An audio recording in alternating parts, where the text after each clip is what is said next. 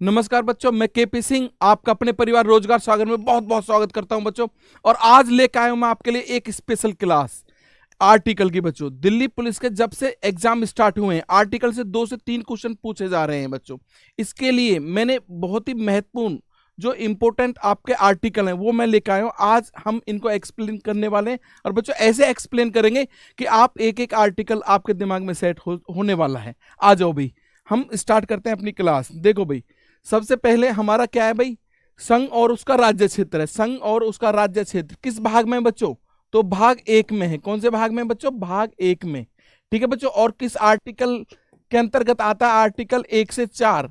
ये क्या है बच्चों? संघ और उसका राज्य क्षेत्र। अब हम आर्टिकल को 1 बाय 1 पढ़ेंगे। तो पहला आर्टिकल आपके सामने, अनुच्छेद 1 क्या है बच्चों? भारत राज्यों का संघ होगा। आर्टिकल 1 क्या कहता है? भारत राज्यों का संघ होगा। याद रखिएगा बच्चों, एग्जाम में आ सकता है। आर्टिकल 2 की बात करें हम, तो बच्चे नए राज्यों का प्रवेश या स्थापना है। तो नए राज्य का प्रवेश या स्थापना की बात कौन सा करता है? आर्टिकल 2। और आर्टिकल 3 क्या करता है बच्चे? नए राज्यों का निर्माण, क्षेत्र और बच्चों उसकी सीमाओं को नामों में परिवर्तन। ये सारा काम आर्टिकल 3 का है। लेकिन अगर आप देखते हो तो आर्टिकल 2 और आर्टिकल 3 सेम से नजर आते, तो मैं इसका डिफरेंस आपको समझाता हूं बच्चों। आर्टिकल जो 2 है, नए राज्यों का प्रवेश या स्थापना कैसे होगी बच्चों? जो भी क्षेत्र हमारा किसी दूसरे देश के कब्जे में, जैसे कि आप पाकिस्तान के कब्जे में हमारा जो एरिया है पीओके, जो कि आप इंडिया के मैप में देखते होंगे, पीओके भारत के नक्शा में आता है। ठीक है, लेकिन कब्जा किसका है उसमें? पाकिस्तान का है। जब भी पाक पीओके को हम स्वतंत्र करा के भारत में मिलाएंगे तो हम कौन सा आर्टिकल यूज करेंगे? आर्टिकल 2 बच्चे। और आर्टिकल 3, हम अपने भारत के अंदर जो हमारे कंट्रोल में राज्य हैं उनमें से किसी राज्य को 2 पार्ट में डिवाइड करें या 3 पार्ट में डिवाइड करें और नए राज्यों का निर्माण करें, तो बच्चों वो कौन सा आर्टिकल होगा? आर्टिकल 3 होगा। इसी के अंतर्गत किसी राज्य के क्षेत्र को बढ़ाना घटाना आ जाता है। दूसरा, किसी राज्य का नाम परिवर्तन करना भी आर्टिकल 3 के अंतर्गत आता है। और बच्चों हम आर्टिकल 4 को कैसे पढ़ते हैं? आर्टिकल 4 क्या कहता है? जो हमारा अनुच्छेद 2 है और जो अनुच्छेद 3, इनके जो प्रावधान है जब भी प्रयोग में लाए जाएंगे ये आर्टिकल 4 के अंतर्गत लाए जाएंगे। आती है बात समझ में बच्चों? आते आ जाओ भाई, आगे आइए। तो अगला कौन सा कॉन्सेप्ट है हमारा? नागरिकता। तो नागरिकता किस भाग में बच्चों? नागरिकता भाग 2 में है। किसमें? भाग 2 में। किस आर्टिकल के अंतर्गत आती है? आर्टिकल 5 से 11 के अंतर्गत हमारी क्या है? नागरिकता है। आर्टिकल 5 से 11 के अंतर्गत नागरिकता है। तो अब इसको पढ़ने का काम करेंगे बच्चों। तो हम सबसे पहले देखते हैं आर्टिकल 5 में क्या है। तो आर्टिकल 5 में क्या है? संविधान के प्रारंभ पर नागरिकता। तो संविधान के प्रारंभ पर नागरिकता की बात कौन सा आर्टिकल करता है? आर्टिकल 5 करता है। ठीक है बच्चे। आर्टिकल 6 की बात मैं करूं तो आर्टिकल 6 कहता है पाकिस्तान से भारत को प्रव्रजन करने वाले कुछ व्यक्तियों के नागरिकता के अधिकार। और आर्टिकल 7 भी यही कहता है कि पाकिस्तान को प्रव्रजन करने वाले कुछ व्यक्तियों के नागरिकता के अधिकार। तो बच्चों इसमें डिफरेंस क्या? डिफरेंस को हम समझने का काम करेंगे और डिफरेंस को ऐसे समझेंगे बच्चों कि आज ये आपका बिल्कुल क्लियर होने वाला है। ठीक है बच्चों। तो आर्टिकल 6 जो कहता है बच्चों, इसमें एक डेट बहुत इंपॉर्टेंट है। आर्टिकल 6 में एक डेट बहुत इंपॉर्टेंट है, वो डेट है 19 जुलाई 1948। तो ये डेट मोस्ट इंपॉर्टेंट है बच्चों। इस डेट में क्या था कि इसमें भारत से पाकिस्तान और पाकिस्तान से भारत आने के लिए क्या था बच्चों? अनुमति पत्र बनाया गया था। अनुमति पत्र, ठीक है, अनुमति पत्र। क्या बच्चों? अनुमति पत्र प्रणाली कह सकते हैं। अनुमति पत्र प्रणाली चली थी कि भारत से पाकिस्तान और पाकिस्तान से भारत आने के लिए 19 जुलाई 1948 को, 19 जुलाई 1948 को। तो अनुमति पत्र प्रणाली के तहत जो पाकिस्तान से भारत लोग आए हैं उनको क्या होगा? भारत की नागरिकता का अधिकार होगा। आर्टिकल 7 क्या कहता है बच्चों? आर्टिकल 7 में भी आपको एक डेट याद रखनी होगी। आर्टिकल 7 में 1 मार्च 1947। आर्टिकल 7 के अंतर्गत 1 मार्च 1947 ये डेट याद रखनी है बच्चों। और ये डेट क्या कहती है बच्चों? पाकिस्तान को प्रव्रजन करने वाले कुछ व्यक्तियों के नागरिकता के अधिकार। बच्चों ऐसे व्यक्ति जो पाकिस्तान से किसी आज्ञा अनुज्ञा के अधीन भारत आए हैं, मतलब किसी आज्ञा कोई आदेश दिया गया है कि आप भारत आ जाइए, और वो आए हैं 1 मार्च 1947 से आ गए हैं, तो उनको नागरिकता के अधिकार होंगे। शर्त क्या है? कि उनके पितामह या मातामह भारत के निवासी रहे। ठीक है बच्चों। तो आर्टिकल 6 और 7 क्लियर हो जाता है। आर्टिकल 8 क्या कहता है? आर्टिकल 8 कहता है भारत के बाहर रहने वाले भारतीय उद्योग के कुछ व्यक्तियों के नागरिकता के अधिकार होंगे।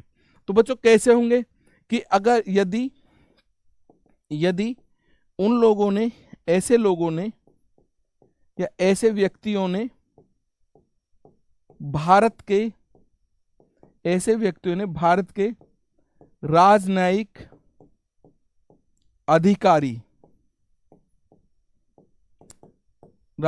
अधिकारी से आवेदन किया हो, भारत की नागरिकता के लिए ऐसे लोग, ऐसे व्यक्ति भारत के राजनयिक अधिकारी से आवेदन किया हो तो वो भी भारत की नागरिकता के अधिकारी होंगे। तो ये आर्टिकल 8 कहता है। अगर अनुच्छेद 9 की बात करें बच्चों, तो विदेशी राज्यों की नागरिकता जिन लोगों ने अपनी मर्जी से यानी स्वेच्छा से विदेशी राज्यों की नागरिकता ले ली है तो उनको भारत की नागरिकता उनकी समाप्त हो जाएगी। ये कहता है हमारा आर्टिकल 9। अब आ जाओ भाई आर्टिकल 10 क्या कहता है।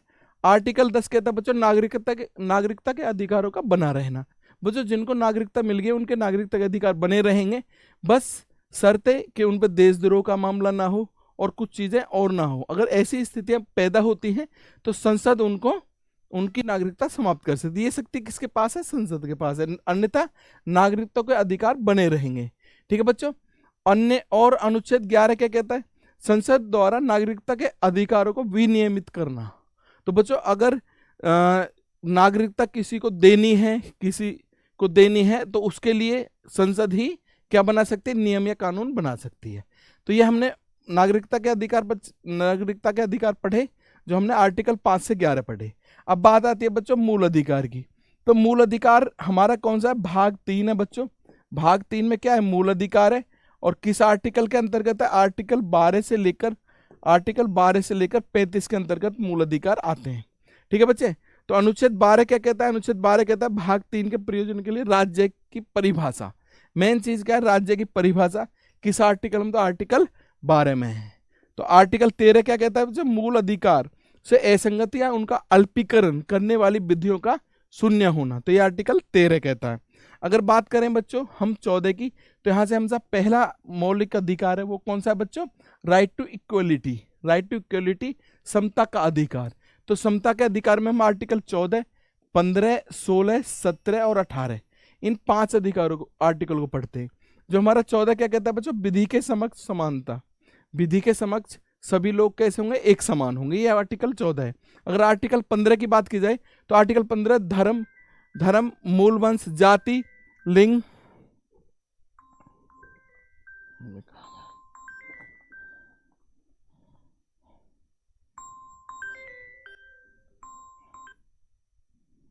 ये फोन भी गड़बड़ है।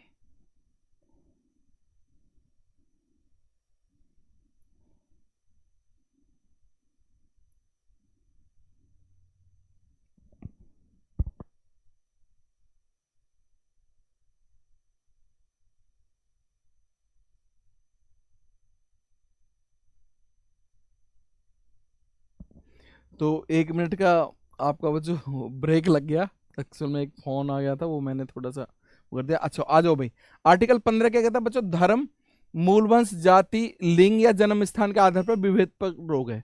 बच्चों धर्म के आधार पर, लिंग के आधार पर, जन्म स्थान के आधार पर, ठीक है, या बच्चों क्या जन्म स्थान और जाति के आधार पर बच्चों भेदभाव नहीं किया जा सकता। कौन सा आर्टिकल कहता है? आर्टिकल 15 कहता है। आर्टिकल 16 क्या कहता है? लोक नियोजन के विषय में अफसर की समानता। तो आर्टिकल 16 बच्चों सरकारी जो अफसर होंगे, सरकारी जो नौकरी होंगी उसमें समानता की बात करता है। कौन सा आर्टिकल है? 16। आर्टिकल 17 क्या कहता है? अस्पृश्यता का अंत, यानी बच्चों छुआछात का अंत हो गया है। आर्टिकल 17 कहता है। मोस्ट इंपोर्टेंट पूछा गया है पेपर में, पूछा जा सकता है। कैसे पूछा गया था? अस्पृश्यता का अंत कौन सा मौलिक अधिकार है? तो आपका आंसर पड़ता है समानता का अधिकार। अगर आर्टिकल पूछे तो 17। और आर्टिकल 18 बच्चों उपाधियों का अंत। आर्टिकल 18 कहता है उपाधियों का अंत। ये भी क्वेश्चन आपको पूछा जा चुका है दिल्ली पुलिस के एग्जाम में बच्चों। तो ये मोस्ट इंपोर्टेंट क्वेश्चन हम डिस्कस कर रहे हैं। आ जाओ भाई। अब है स्वतंत्रता का अधिकार। ये हमारा दूसरा मौलिक अधिकार होता है बच्चों, राइट टू फ्रीडम। ठीक है बच्चे। तो इसमें हमारे स्वतंत्रता का जो अधिकार है वो आर्टिकल 19, 20, 21 और 22 है। ये 4 मौलिक अधिकार हैं बच्चों हमारे। कैसे हैं? स्वतंत्रता के अधिकार। अगर पहला देखें बच्चों, ये लिख रहा है वाक स्वतंत्रता आदि, यानी अभिव्यक्ति। क्या बच्चे? अभिव्यक्ति की स्वतंत्रता का अधिकार, अभिव्यक्ति की स्वतंत्रता का अधिकार कौन सा हमारा, आर्टिकल 19। आर्टिकल 19 ये है बच्चों। तो अभिव्यक्ति की स्वतंत्रता का अधिकार, 6 टाइप्स हैं, 19 के 6 टाइप्स में अभिव्यक्ति स्वतंत्रता का अधिकार दिया गया है। वो 6 के 6 हम डिस्कस करते हैं बच्चों। अगर बात करें हम आर्टिकल 19 क्या कहता है बच्चों, आर्टिकल 19 क्या कहता है, तो आर्टिकल 19 कहता है अभिव्यक्ति की स्वतंत्रता का अधिकार। अभिव्यक्ति की स्वतंत्रता का अधिकार, हमें 6 प्रकार की अभिव्यक्ति की स्वतंत्रता का अधिकार मिला है। 19 का फर्स्ट जो है वो कहता है बोलने की स्वतंत्रता का अधिकार, बोलने की स्वतंत्रता का अधिकार। ये हमारा कौन सा है बच्चों, ये हमारा 19 का फर्स्ट है। 19 का सेकंड क्या कहता है, शांतिपूर्वक, कैसे बच्चे,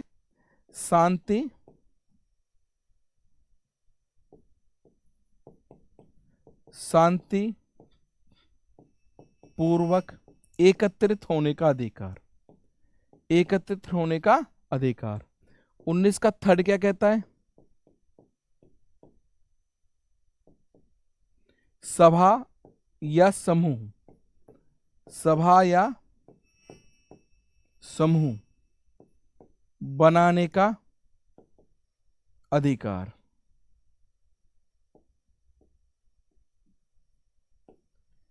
सभा या समूह बनाने का अधिकार कौन सा आर्टिकल कहता है, 19 का थर्ड कहता है। ठीक है बच्चे, आती है बात समझ में। 19 का फोर्थ क्या कहता है, 19 का फोर्थ समझेंगे भाई। 19 का फोर्थ कहता है आपका भारत में आवागमन, भारत में कहीं भी जा सकते हैं, भारत में आवागमन का अधिकार। 19 का फोर्थ। 19 का फिफ्थ क्या कहता है, भारत में निवास करने का अधिकार। तो बच्चों 19.5 कहता है भारत में निवास करने का अधिकार, आप भारत में कहीं भी रह सकते हैं। तो ये 19 का 5 हमें ये आगे देता। और 19 का 6 क्या कहता है, भारत में आजीविका, भारत में आजीविका मतलब रोजगार का अधिकार। तो बच्चों ये जो है ना, ये अभिव्यक्ति की स्वतंत्रता का अधिकार है, जो हमें 6 प्रकार से दिया गया है हमारे संविधान के अंतर्गत। बात आती है समझ में बच्चे, ये 6 प्रकार की स्वतंत्रता हमें दी गई है अभिव्यक्ति की स्वतंत्रता का अधिकार। क्लियर है, आर्टिकल 19 क्लियर होता है। आ जाओ भाई। तो अगर 20 की बात करें, अनुच्छेद 20 क्या कहता है, तो बच्चों अपराधों के लिए दोष सिद्धि के संबंध में संरक्षण दिया गया है। तो बच्चों ये यहां तक है, ठीक है, और इसको हम डिस्कस करते हैं। तो आर्टिकल 20 क्या कहता है बच्चे, आर्टिकल 20 क्या कहता है, आर्टिकल 20 कहता है अपराध के संबंध में, किसमें बच्चों, अपराध के संबंध में दोष सिद्धि,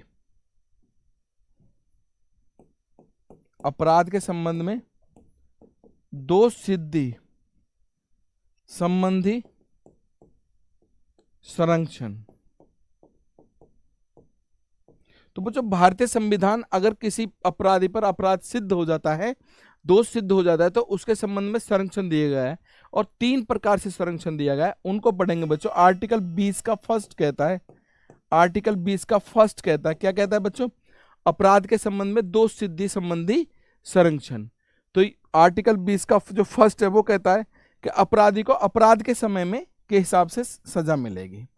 जो अपराधी है, अपराधी को अपराध के समय के अनुसार, अपराधी को अपराध के समय के अनुसार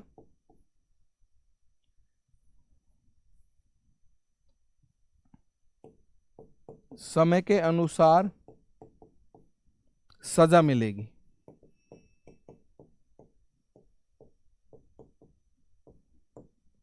ठीक है बच्चे,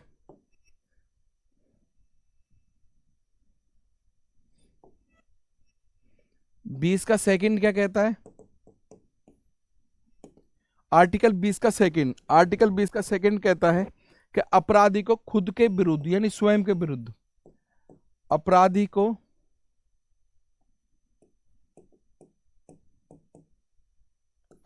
को स्वयं के विरुद्ध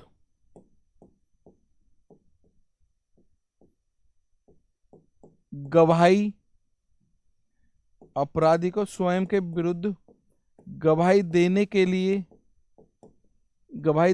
लिए बाध्य नहीं किया जाएगा, बाध्य नहीं किया जाएगा। आर्टिकल 20 का थर्ड क्या कहता है बच्चे? आर्टिकल 20 का थर्ड कहता है एक अपराध के लिए एक बार सजा मिलेगी, एक अपराध के लिए एक बार सजा मिलेगी। तो दोष सिद्धि में किसी अपराध के लिए बच्चों 3 तरह से संरक्षण हमारा संविधान देता है। तो आर्टिकल 20 के तहत हमने ये तीनों पढ़े, उम्मीद है आपको याद हो गए होंगे। ठीक है बच्चे, आ जाओ भाई। आर्टिकल 21 क्या कहता है? आर्टिकल 21 कै दे रखा है बच्चों, इसमें दे रखा है 21 कै। तो आर्टिकल 21 पढ़ेंगे बच्चों। पहले हम कौन सा अनुच्छेद पढ़ेंगे? हम अनुच्छेद पढ़ेंगे आर्टिकल 21।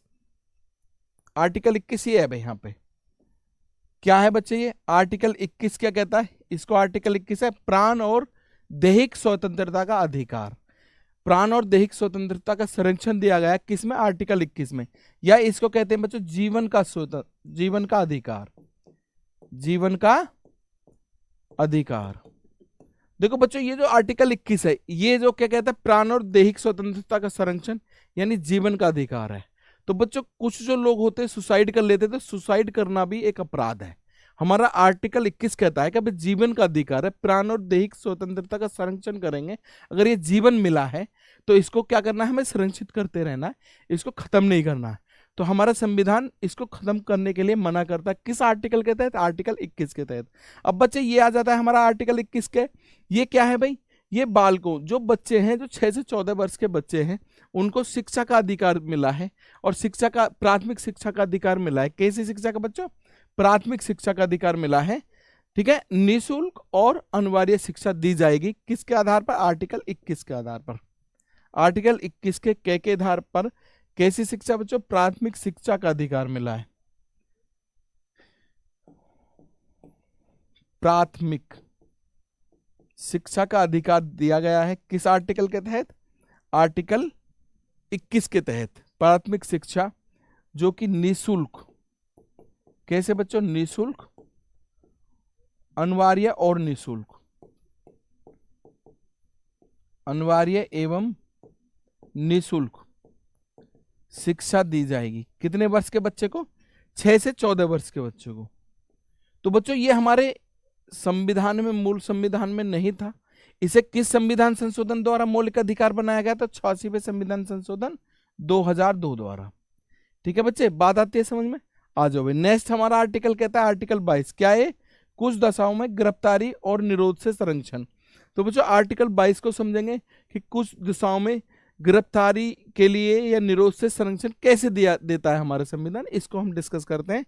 तो बच्चों आर्टिकल 22 क्या कहता है? आर्टिकल 22 कहता है कुछ दशाओं में गिरफ्तारी से संरक्षण। कैसे बच्चे? गिरफ्तारी से संरक्षण दिया गया है। तो ये 3 तरह का हमें जो है गिरफ्तारी से संरक्षण दिया गया है, हमारा संविधान देता है, जो हम पढ़ेंगे आर्टिकल 22 का फर्स्ट। सबसे पहला कहता है कि गिरफ्तार होने वाला व्यक्ति गिरफ्तारी का कारण पूछ सकता है। तो बच्चों पहला क्या है? गिरफ्तार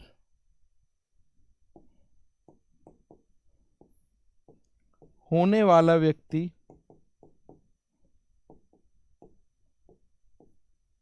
गिरफ्तारी का कारण पूछ सकता है। अगर बात करें हम दूसरा जो गिरफ्तारी में संरक्षण देता है हमारा संविधान, वो क्या है? तो 22 का सेकंड क्या कहता है बच्चे? आर्टिकल 22 का सेकंड, तो ये कहता है बच्चे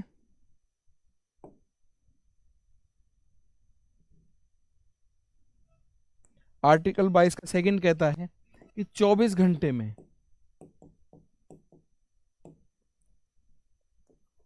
उक्त व्यक्ति को या उस व्यक्ति को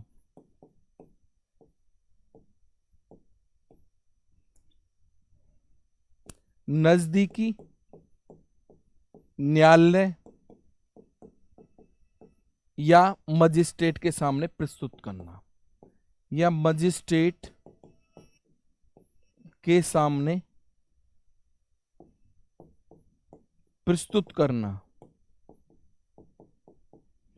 आर्टिकल 22 का थर्ड क्या कहता है? आर्टिकल 22 का थर्ड क्या कहता है, इसको समझने का काम करेंगे बच्चों। जो गिरफ्तार होने वाला व्यक्ति है वो अपने मनपसंद कानूनी सलाह ले सकता है, मतलब वो अपना वकील ले कर सकता है। तो जो गिरफ्तार व्यक्ति है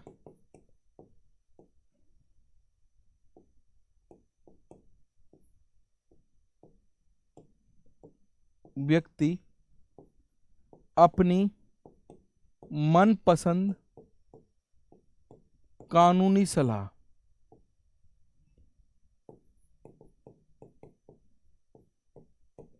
ले सकता है। तो इसका अर्थ है बच्चों कि गिरफ्तार होने वाला व्यक्ति अपना वकील कर सकता है। ठीक है, तो ये हमने पढ़े किसके अंतर्गत? आर्टिकल 22 के अंतर्गत। कुछ दशाओं में गिरफ्तार होने वाले व्यक्ति को संरक्षण दिए गए, और वो ये 3 संरक्षण है बच्चों। तो तीनों मोस्ट इंपोर्टेंट, आप देख लीजिएगा, याद हो जाएंगे। आसान भाषा में मैंने इनको बताया आपको।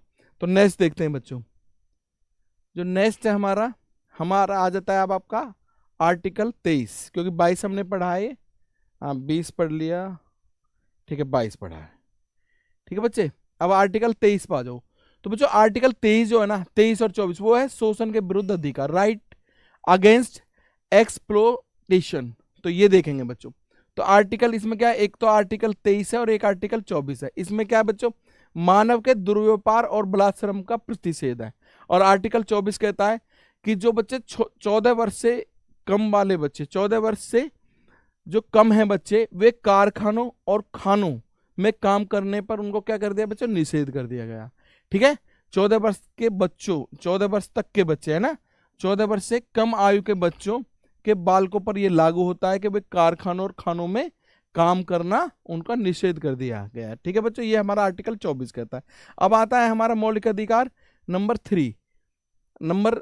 ये था नंबर 4 बच्चों। पहला था हमारा समानता का अधिकार, दूसरा था हमारा स्वतंत्रता का अधिकार, और तीसरा था हमारा शोषण के विरुद्ध अधिकार, और ये है हमारा चौथा धर्म की स्वतंत्रता का अधिकार। यह हमारा आर्टिकल 25 से 28 के बीच है। तो इनको पढ़ने का काम करेंगे। जो अनुच्छेद 25 कहता है बच्चों, तो ये कहता है अंतःकरण की ओर धर्म के अवहाद रूप में मानने, आचरण और प्रचार करने की स्वतंत्रता। मतलब किसी व्यक्ति को कोई भी धर्म मानने, उसका आचरण करने, उसका प्रचार प्रसार करने की स्वतंत्रता हमारा कौन सा आर्टिकल देता है? आर्टिकल 25 देता है। अगर बात करें आर्टिकल 26 की बच्चों, तो आर्टिकल 26 धार्मिक कार्यों के प्रबंध की बात करता है, कि धार्मिक कार्यों के मैनेजमेंट की जो हमें स्वतंत्रता देता है, आर्टिकल 26 देता है। अगर बात करें आर्टिकल 27 की, तो किसी विशेष धर्म की अभिवृद्धि के लिए करों के संदाय के बारे में स्वतंत्रता है। तो बच्चों क्या है ये? कि किसी भी धार्मिक मामलों में उसकी अभिवृद्धि करने के लिए टैक्स नहीं है, कर नहीं है। ठीक है बच्चों, तो उस पर टैक्स नहीं लगता है। आ जाओ भाई, नेक्स्ट है अपना आर्टिकल 28। ये क्या कहता है? कुछ शिक्षा संस्थाओं में धार्मिक शिक्षा या धार्मिक उपासना में उपस्थित होने की स्वतंत्रता दी गई है, उपस्थित होने का संरक्षण दिया गया है। ठीक है बच्चों, उसके बारे में स्वतंत्रता है। तो ये हमने क्या बच्चे धार्मिक स्वतंत्रता का अधिकार पढ़ा। तो अब पढ़ेंगे बच्चों हम अपना मूल अधिकार 5, वो है संस्कृति और शिक्षा संबंधी अधिकार, कल्चरल एंड एजुकेशनल राइट्स। तो ये नंबर हमारा कौन सा है? 5वां मौलिक अधिकार है। तो इसमें हम क्या पढ़ेंगे बच्चों? आर्टिकल 29 और आर्टिकल 30 को पढ़ने का काम हम इसमें करेंगे। आर्टिकल 29 हमारा क्या कहता है? अल्पसंख्यकों के वर्गों के हितों का संरक्षण, हमारा आर्टिकल 29 कहता है अल्पसंख्यकों के वर्गों के हितों का संरक्षण। अगर बात करें आर्टिकल 30 की, तो आर्टिकल 30 शिक्षा संस्थाओं की स्थापना, उसके प्रशासन का अल्पसंख्यक वर्गों का अधिकार होगा। तो ये आर्टिकल 31 कहता है बच्चों। आर्टिकल 31 की बात करें हम तो संपत्ति का जो अनिवार्य अर्जन है, जो संपत्ति का अधिकार 44वें संविधान संशोधन 1978 द्वारा हटा दिया गया है, तो निराशित किया गया वो आर्टिकल 31 बताता है। किस आर्टिकल में रखा गया है बच्चों? वो आर्टिकल 300 के ए में, 300 के के में रखा गया है। ठीक है, कानूनी अधिकार उसे बना दिया गया है। अब करते हैं बच्चों हम आर्टिकल 32। बच्चों जो आर्टिकल 32 है वो हमारा क्या है? हमारा वो है संवैधानिक उपचारों का अधिकार। क्या है बच्चे? संवैधानिक उपचारों का अधिकार है। संवैधानिक उपचारों का अधिकार, यही है हमारा मौलिक अधिकार। कौन सा है? छठा, संवैधानिक उपचारों का अधिकार। ठीक है बच्चों, तो मोस्ट इंपोर्टेंट है ये संवैधानिक उपचारों का अधिकार।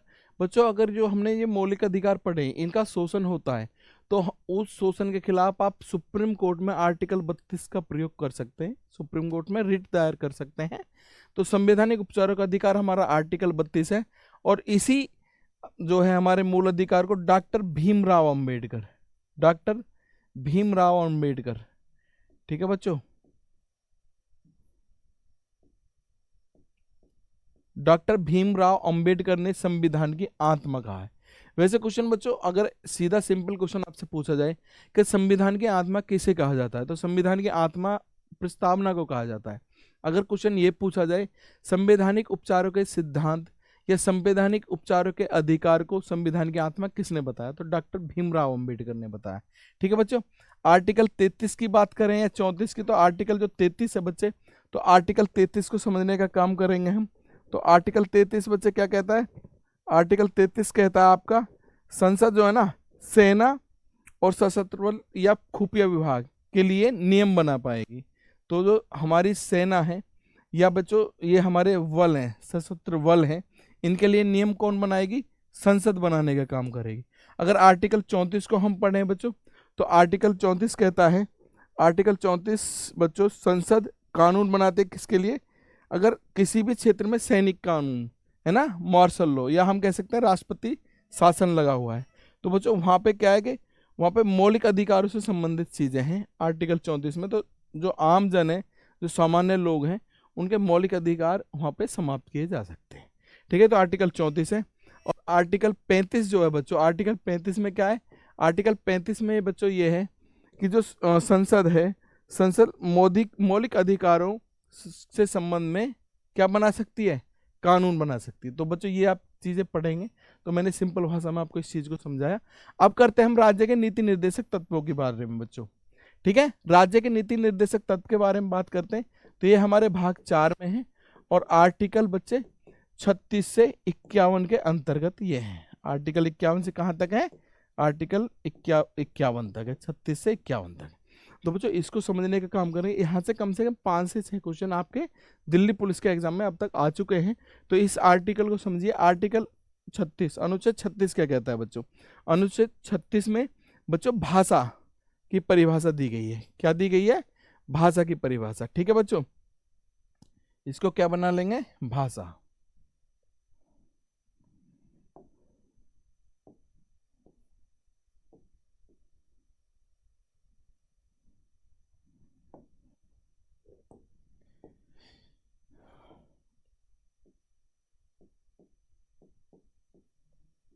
भाषा शब्द की परिभाषा किस आर्टिकल 36 में दी गई है? अगर बात करें बच्चों हम आर्टिकल 37 की, तो आर्टिकल 37 में क्या बच्चों? जो भाग 4 में अंतर्विष्ट तत्वों का लागू होना है। ठीक है बच्चों, तो ये अंतर्विष्ट तत्व जो लागू होंगे ये न्यायालय द्वारा परिवर्तनीय नहीं होंगे। ठीक है, न्यायालय द्वारा परिवर्तनीय नहीं होंगे। ये कौन सा आर्टिकल कहता है? आर्टिकल 37 कहता है। अब आ जाओ भाई आर्टिकल 38 पे। तो आर्टिकल 38 क्या कहता है? आर्टिकल 38 कहता है बच्चे, आर्टिकल 38 कहता है कि राज्य लोक कल्याण की अभिवृद्धि के लिए सामाजिक व्यवस्था बनाएगा। तो आर्टिकल 38 है। आर्टिकल 39 की बात करें हमें, राज्य द्वारा अनुसरणीय कुछ नीति तत्व हैं, तो ये आर्टिकल 39 में है। अगर बात करें हम अनुच्छेद 39 क्या क्या कहता है बच्चों? अनुच्छेद 39 क्या को समझेंगे तो ये संविधान संशोधन द्वारा जोड़ा गया। और वो संविधान संशोधन कौन सा बच्चे? 42वां संविधान संशोधन 1976 है। कौन सा? 42वां संविधान संशोधन 1976 है, इससे ये जोड़ा गया। तो 39 क्या है? समान न्याय और निःशुल्क विधिक सहायता। ये भी क्वेश्चन आपके दिल्ली पुलिस के एग्जाम में आ चुका है, अब जो चल रहे हैं 2023 में। तो अनुच्छेद 40 ग्राम पंचायतों का संगठन, ये भी क्वेश्चन आपका एग्जाम में आ गया तो ध्यान रखेंगे। अगर बात करें अनुच्छेद 41 की बच्चों, तो कुछ दशाओं में काम और शिक्षा और लोक सहायता पाने का अधिकार है, ये भी आपका क्वेश्चन पूछा जा चुका है। अगर बात करें अनुच्छेद 42 की, तो काम कैसा होना चाहिए, न्याय संगत होना चाहिए, मानवोचित दशाओं का होना चाहिए और प्रसूति सहायता का होना चाहिए। तो आर्टिकल 43 कहता है कर्मकारों के लिए निर्वाह मजदूरी आदि। बच्चों अगर इन तीनों को हम देखें तो एक साथ पढ़ लेंगे। आर्टिकल 40 में आपको पता है ग्राम पंचायतों का संगठन है, और अनुच्छेद 41 कहता है कुछ दशाओं में काम, इतना आपको ध्यान रखना, कुछ दशाओं में काम, शिक्षा या लोक सहायता पाने का अधिकार। किस आर्टिकल में? 41 में। अब भाई जब काम किया है तो आर्टिकल 42 कहता है काम ऐसा होना चाहिए कि न्याय संगत हो और मानवोचित दशाओं से प्रेरित हो, ऐसा ना हो काम बहुत ज्यादा कठिन हो। ठीक है बच्चे। और 43 क्या कहता है जो काम करने वाले लोग हैं उनको निर्वाह मजदूरी मिलनी है, उनके परिवार के लालन पालन पोषण के लिए इतनी मजदूरी मिलनी चाहिए कि उनके परिवार की जो है पालन पोषण हो सके। अब आ जाओ बच्चों आर्टिकल 43 के, इसको हम अलग से पढ़ेंगे। अगर 43 के है तो ये किसी संविधान संशोधन द्वारा जोड़ा गया है, और कौन से संविधान संशोधन बच्चों?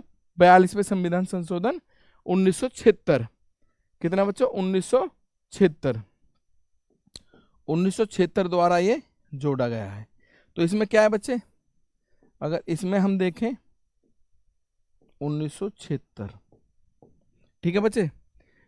तो इसमें क्या है बच्चों? 43 के उद्योगों के प्रबंध में कर्मकारों का भाग लेना, जो उद्योग लगाए जाए उसमें जो काम करने वाले लोग हैं उनको भी कुछ ना कुछ पार्टनरशिप होनी चाहिए, ये हमारा आर्टिकल 43 क्या कहता है। ऐसी नीति बनाए राज्य, तो हम राज्य की नीति निर्देशक तत्व को समझ रहे हैं बच्चों, और 42वें संविधान संशोधन 1976 में इसको जोड़ा गया है। अब बात करते हैं अनुच्छेद 43 ख की। तो बच्चों 43 ख की अगर बात करें हमें, तो ये 57वां संविधान संशोधन 2011 द्वारा जोड़ा गया है। ठीक है बच्चों। और इसमें क्या है बच्चों? संविधान संशोधन कौन सा? 57वां संविधान संशोधन 2011 द्वारा 43 ख को जोड़ा गया है। ठीक है बच्चे। आ जाओ भाई, अब बात करते हैं अनुच्छेद 44 की। तो अनुच्छेद 44 आपका यहाँ से समझेंगे, यह में नागरिकों के लिए एक समान सिविल संहिता है। नागरिकों के लिए क्या है बच्चों? एक समान सिविल संहिता है। बात ऐसे में समान नागरिक संहिता कह सकते हैं इसे। ये क्वेश्चन आपका पूछा जा चुका है। समान नागरिक सहायता किसमें है भाई? समान नागरिक सहायता आर्टिकल 44, याद रहेगा। समान नागरिक संहिता आर्टिकल 44। तो आर्टिकल 45 क्या कहता है बच्चे? तो आर्टिकल 45 कहता है जो 6 से कम उम्र के बच्चे हैं उनकी शिक्षा और देखरेख की बात हमारा आर्टिकल कौन सा कहता है? 45 कहता है। बच्चों यहाँ पहले 6 से 14 वर्ष के बच्चों को भी रखा गया था, लेकिन 86वें संविधान संशोधन अधिनियम कौन सा बच्चों? 2002। 86वें संविधान संशोधन 2002, 86वें संविधान संशोधन 2002 द्वारा इसको क्या कर दिया गया? प्रतिस्थापित किया गया। तो प्रतिस्थापित कहाँ पे किया गया बच्चों? तो एक तो इसको मौलिक अधिकार बना दिया है।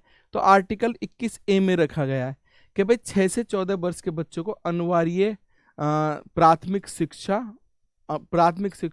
अनिवार्य और निःशुल्क प्राथमिक शिक्षा कौन देगा? राज्य देगा, सरकार देगी। ठीक है। एक तो मौलिक अधिकार बना दिया है, और एक मौलिक कर्तव्य बनाया बच्चों। एक मौलिक कर्तव्य बनाया गया है इसी संविधान संशोधन से, 86वें संविधान संशोधन 2002 से। तो उसे कहाँ पे रखा गया है? 51 के क में। ठीक है, भाग 4 क में, के 51 के क आर्टिकल में रखा गया है, और इसे 11वें मौलिक कर्तव्य के रूप में जोड़ा गया है। उसमें क्या है? माता पिता या संरक्षण द्वारा 6 से 14 वर्ष के बच्चों को अनिवार्य और निःशुल्क प्राथमिक शिक्षा उपलब्ध कराएंगे कौन? माता पिता, और उनका ये कर्तव्य होगा। तो ये कहाँ जोड़ा गया? 51 क के 11वें मौलिक कर्तव्य के रूप में। ठीक है बच्चों। अब 45 में क्या रह गया?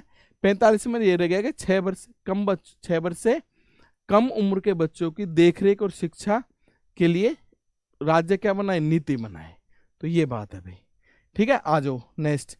आर्टिकल 46 क्या कहता है बच्चों? आर्टिकल 46 जो अनुसूचित जाति है, अनुसूचित जनजाति है बच्चे, और अन्य दुर्बल वर्गों की क्या? शिक्षा, उनके अर्थ संबंधी हितों की अभिवृद्धि करना। तो आर्टिकल 46 में हम याद कर लेंगे जो अनुसूचित जाति है, अनुसूचित जनजाति है, ठीक है बच्चों, और अन्य दुर्बल वर्ग है उनकी शिक्षा और आर्थिक हित की अभिवृद्धि करना। आर्टिकल 47 क्या कहता है? आर्टिकल 47 कहता है पोषाहार स्तर, जीवन स्तर को ऊंचा उठाना, जीवन स्तर को ऊंचा करने और लोक स्वास्थ्य में सुधार करने के लिए राज्य का कर्तव्य है। तो राज्य का कर्तव्य क्या हो सकता है कि जो मद निषेध है, शराब पर पाबंदी लगा दे, जो नशीले पदार्थ है उनको निषेध कर दे। तो बच्चों क्या हो सकता है? आपका जो लोक स्वास्थ्य में सुधार हो सकता है ना, और जीवन स्तर ऊंचा हो सकता है। तो ये आर्टिकल 47 बताता है। अब बात करते हैं हम आर्टिकल 48 की। तो कृषि और पशुपालन का संगठन, कृषि और पशुपालन का संगठन के कौन सा आर्टिकल करता है बच्चों? आर्टिकल 48। तो इसमें क्या है बच्चों? कृषि के लिए जो नई चीजें उत्पन्न करना, नई जो है नई नीति बनाना, और पशुपालन से संबंधित जो दुधारू पशु हैं तो उनकी अभिवृद्धि करना, ये भी राज्य की नीति में शामिल होगा। ये कौन सा कहता है? 48। तो आप करते हैं अनुच्छेद 48 क की बात। तो बच्चों अनुच्छेद क लग रहा है, तो एक संविधान संशोधन द्वारा जोड़ा गया है। तो 48 क 42वें संविधान संशोधन 1976 द्वारा जोड़ा गया है। एक तो आपको ये याद रखना है बच्चे। दूसरी क्या जोड़ा गया इसमें? पर्यावरण का संरक्षण तथा वन तथा वन्य जीवों की रक्षा। तो दो चीज आपको इंपोर्टेंट याद रखनी है, पर्यावरण का संरक्षण और संवर्धन, और वन तथा वन्य जीवों की रक्षा। ये 48 क में जोड़ा गया है बच्चों, ठीक है। अब बात करते हैं अनुच्छेद 49 की। तो बच्चों राष्ट्रीय महत्व के जो स्मारक हैं, जो स्थान है वस्तुओं का संरक्षण। तो राष्ट्रीय महत्व के स्थान कौन से हैं? तो बच्चों जैसे दिल्ली का लाल किला है, आगरा का ताजमहल होगा, या जैसे राम मंदिर हो गया, राम मंदिर बन रहा है आपका, और जितने भी मंदिर हैं जो कैसे हैं? राष्ट्रीय महत्व के हैं, तो उनका संरक्षण करना। ठीक है बच्चों, ये आर्टिकल 49 है। आर्टिकल 50 क्या कहता है? जो कार्यपालिका है, कार्यपालिका से न्यायपालिका को अलग रखना, ये आर्टिकल 50 कहता है। ये बात समझ में आती है बच्चे। अब आर्टिकल 51 की बात करें हम, तो अंतर्राष्ट्रीय शांति और सुरक्षा की अभिवृद्धि करना, ये आर्टिकल 51 कहता है। बात आती है समझ में बच्चे। तो ये हमारे हो गए तुम्हारे राज्य के नीति निर्देशक तत्व। अब बात आती है बच्चों मौलिक कर्तव्य की। तो मौलिक कर्तव्य हमारा यहां से स्टार्ट होता है। मौलिक कर्तव्य, जो मौलिक कर्तव्य हैं बच्चों, उनको भाग 4 क में रखा गया है। किस में रखा गया है बच्चों? भाग 4 क में, ठीक है। और आर्टिकल कौन सा है? आर्टिकल है आपका अनुच्छेद 51 क। ये मौलिक कर्तव्य हैं बच्चे।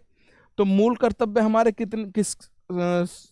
कौन सी समिति थी जिसके अनुशंसा पर जोड़े गए? तो वो जो सोहन सिंह समिति की सिफारिश पर मौलिक कर्तव्य को जोड़ा गया, और 42वें संविधान संशोधन 1976 द्वारा इनको जोड़ा गया है बच्चों संविधान में। तो ये इनकी संख्या उस समय कितनी थी? 10 थी। कितनी थी बच्चे? 10 थी। लेकिन 86वें संविधान संशोधन द्वारा, 86वें संविधान संशोधन 2002 द्वारा 11वां एक मौलिक कर्तव्य और जोड़ दिया गया है। 11वां मौलिक कर्तव्य जोड़ा गया है। 11वां मौलिक कर्तव्य, मौलिक कर्तव्य जोड़ा गया है।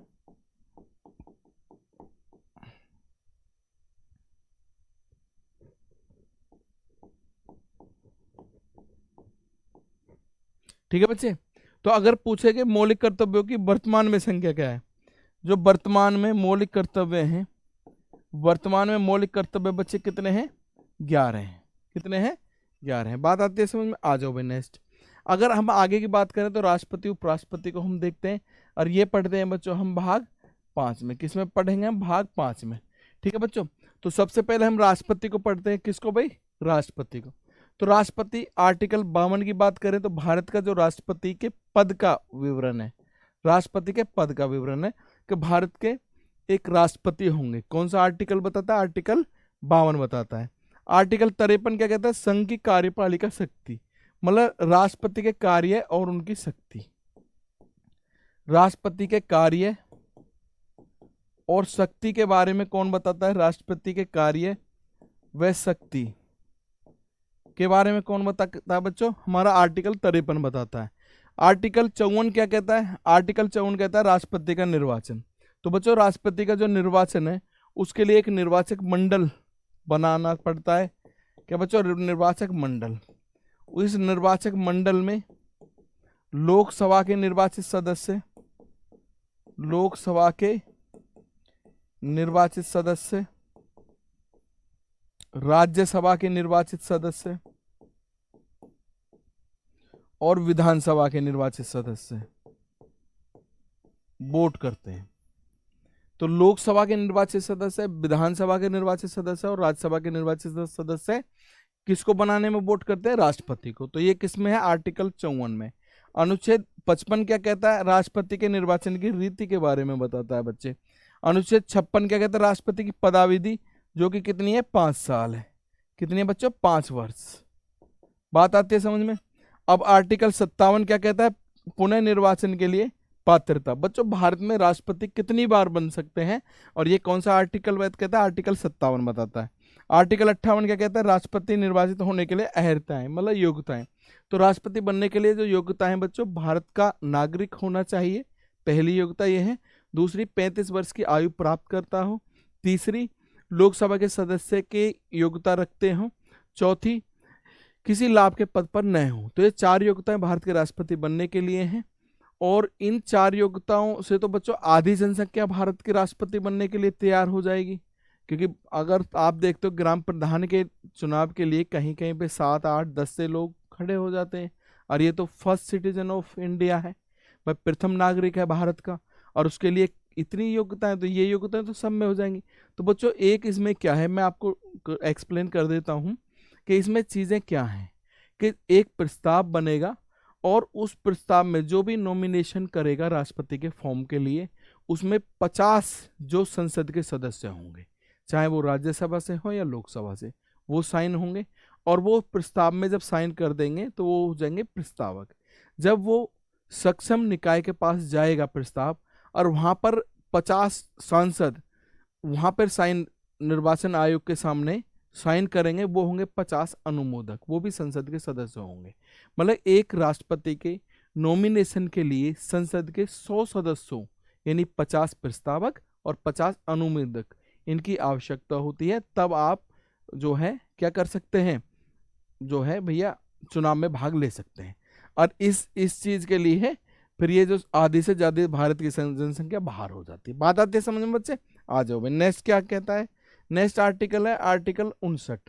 तो उसमें क्या है? राष्ट्रपति के पद की शर्तों के बारे में बताया गया है। अनुच्छेद 60 की बात करें तो राष्ट्रपति द्वारा शपथ की बात की गई है। तो बच्चों राष्ट्रपति को शपथ कौन दिलाता है? राष्ट्रपति को शपथ भारत के सुप्रीम कोर्ट के मुख्य न्यायाधीश दिलाते हैं। किस आर्टिकल के तहत? आर्टिकल 60 के तहत। अब बात आती है आर्टिकल 61 की। तो राष्ट्रपति पर महाभियोग चलाने की प्रक्रिया है। तो आर्टिकल 61 मोस्ट इंपोर्टेंट है। इससे महाभियोग प्रक्रिया के तहत राष्ट्रपति को हटाया जा सकता है, लेकिन भारत में आज तक ऐसा हुआ नहीं है बच्चों। तो किस कंडीशन में इस प्रक्रिया को लगा सकते हैं? तो बच्चों अगर भारत के राष्ट्रपति संविधान का उल्लंघन करें तब इस प्रक्रिया को लगाया जा सकता है। लेकिन महाभियोग की प्रक्रिया को लगाने से पहले राष्ट्रपति को 14 दिन पहले सूचना देनी होगी। अगर राष्ट्रपति इन 14 दिनों में त्यागपत्र दे देते हैं तो इस प्रक्रिया की जरूरत ही नहीं पड़ेगी। अगर नहीं देते हैं तब ये आप राज्यसभा या लोकसभा में चला के 2/3 सदस्य अगर साइन कर देते हैं तो राष्ट्रपति हट सकते हैं। किसमें? संसद के 2/3 सदस्य, लोकसभा में भी और राज्यसभा में भी। लेकिन आज तक भारत में ऐसा हुआ नहीं है। ठीक है बच्चे, अब आ जाओ भाई। अब आर्टिकल 62 क्या कहता है? राष्ट्रपति के पद की रिक्ति को भरने के लिए निर्वाचन करने के समय की बात करता है आर्टिकल 62। मेन इंपोर्टेंट आ जाता है आपका अनुच्छेद 63। तो इसमें क्या बच्चों? भारत का उपराष्ट्रपति है। अनुच्छेद 63 क्या कहता है? भारत के एक उपराष्ट्रपति होंगे। ठीक है बच्चे। आर्टिकल 64 की बात करें, उपराष्ट्रपति का राज्यसभा का पदेन सभापति होना। तो बच्चों जो भारत के उपराष्ट्रपति होंगे वही राज्यसभा के पदेन सभापति होंगे। तो बच्चों एक क्वेश्चन पूछा जाता है कि भाई ऐसा कौन सा सदन है जिस सदन का सदस्य वहां का सभापति या अध्यक्ष नहीं होता? तो वो कौन सा सदन है? राज्यसभा है। राज्यसभा के जो सभापति होंगे, वर्तमान में जो भी उपराष्ट्रपति होंगे वही राज्यसभा के सभापति होंगे। तो ये आर्टिकल 64 कहता है। अगर अनुच्छेद 65 की बात करें बच्चे, तो 65 में क्या? राष्ट्रपति के पद में आकस्मिक रिक्ति के दौरान अगर राष्ट्रपति का पद खाली हो जाता है तो उसकी अनुपस्थिति में उपराष्ट्रपति राष्ट्रपति के रूप में कार्य करेंगे। तो बच्चों ये चीज जो आर्टिकल 65 है। अगर आर्टिकल 66 की बात करें तो उपराष्ट्रपति का निर्वाचन की बात होती है, और उपराष्ट्रपति के निर्वाचन में कौन भाग लेते हैं बच्चों? संसद के सभी सदस्य हैं, चाहे वो निर्वाचित है या मनोनीत है। ये बात कौन सा आर्टिकल 66 कहता है। आर्टिकल 67 की बात करें, उपराष्ट्रपति की पदाविधि, तो उपराष्ट्रपति की पदाविधि की बात करता है आर्टिकल 67, और कितनी कार्यकाल होता है उपराष्ट्रपति का? 5 वर्ष बच्चों। तो आर्टिकल 68 पे आ जाइए भाई, उपराष्ट्रपति के पद की रिक्ति को भरने के लिए निर्वाचन कराने का समय। तो उपराष्ट्रपति के अगर जो पद खाली हो जाता है तो उसके निर्वाचन कराने का समय के बारे में बात हमारा आर्टिकल 68 करता है। 59 की बात करें, उपराष्ट्रपति द्वारा शपथ, इंपोर्टेंट हो जाता है, उपराष्ट्रपति शपथ लेते हैं, तो ये किस आर्टिकल में है? तो ये आपका 69 में है, 69 में है बच्चे। और उपराष्ट्रपति को शपथ देने का काम कौन काम करते हैं? तो हमारे राष्ट्रपति, भारत के राष्ट्रपति। अगर बात करें अनुच्छेद 70 की, तो अन्य आकस्मिकताओं में राष्ट्रपति के कृत्यों का निर्वहन, ठीक है, उपराष्ट्रपति करेंगे। तो अनुच्छेद 71 कहता है राष्ट्रपति या उपराष्ट्रपति के निर्वाचन संबंधित या सशक्त विषय। अगर बात करें बच्चों आर्टिकल 72, तो मोस्ट इंपोर्टेंट क्वेश्चन हो जाता है ये आपका। आर्टिकल 72 में क्या है बच्चों? राष्ट्रपति को क्षमा देने की शक्ति प्राप्त है। राष्ट्रपति किसी भी जो है सजाधीन व्यक्ति की सजा कम कर सकते हैं, उसको क्षमा कर सकते हैं। तो ये शक्ति राष्ट्रपति को कौन सा देता है? आर्टिकल 72 देता है। ठीक है बच्चों, अब ये जो आगे की चीजें हैं, राष्ट्रपति का ये शक्ति हमने पढ़ी। तो अनुच्छेद 73 बच्चों संघ की कार्यपालिका की शक्ति का विस्तार है, तो इसको पढ़ेंगे बच्चों हम नेक्स्ट क्लास में। ये आज हमने जो आर्टिकल पढ़े हैं बच्चों मोस्ट इंपोर्टेंट है, आप इस क्लास को देखिएगा। और ये जो क्लास है बच्चों, ये जो आज की मेरी क्लास है, इससे आपको क्वेश्चन आने वाले एग्जाम्स में मिलते रहेंगे, ये मेरा दावा है। ठीक है बच्चों, और बाकी के आर्टिकल हम कल की क्लास में कंप्लीट कर पाएंगे। तो मैं आर्टिकल की एक पार्ट 2 के नाम से एक क्लास और लेने वाला हूँ, उसे मैं कल आपको पढ़ाता हूँ। ठीक है बच्चों, तो मुझे लग रहा होगा कि आपको क्लासें अच्छी लग रही होंगी। ठीक है बच्चे, तो समझ में आ रही होंगी। तो बच्चों अगर आपको हमारी क्लासें अच्छी लगती हैं तो आप हमारे चैनल को लाइक करिए, शेयर करिए, सब्सक्राइब करिए बच्चों, और हमारे डिस्क्रिप्शन लिंक में आके हमारे व्हाट्सएप और टेलीग्राम से जुड़ें। धन्यवाद बच्चों।